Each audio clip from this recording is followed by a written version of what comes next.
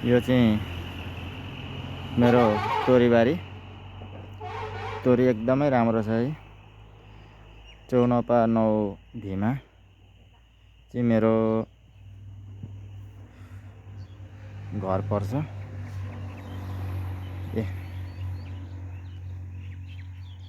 तोरी एकदम राम्रो छ।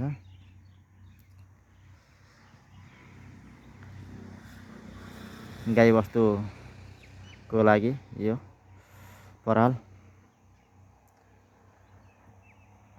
राखिएको छ। यहाँ माछ भन्छ यसलाई, टौवा छात पनि भन्छन् यसलाई।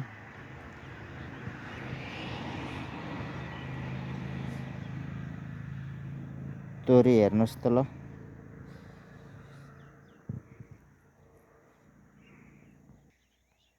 पोखरी पनि छ सानो।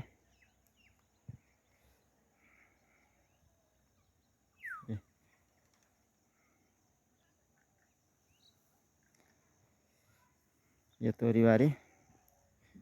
यता आलु पनि छ।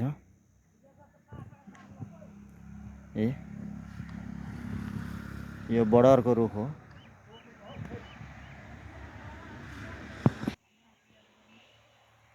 एउटा चाहिँ रेडी भइसकेको छ। अब अर्को छ। अब यसमा पनि यो पराल पुग्दैन होला राख्नलाई। अर्को बनाउनु पर्छ जस्तो लागेको छ। ग्वाली पनि पुरै टनाटन छ पराल।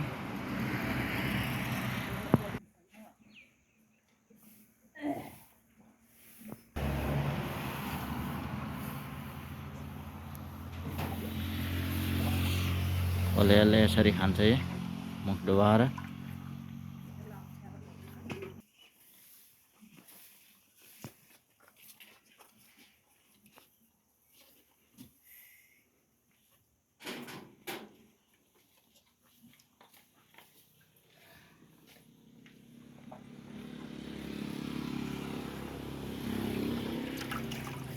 यो गाईको दुध चाहिँ बिहान बेलुकाको 10 लिटर छ। यो भैँसीको दुध बिहान बेलुकाको 8 लिटर छ। यसले चाहिँ 8 लिटर दुध दिन्छ बिहान बेलुका। एकदम गुनी भैँसी छ।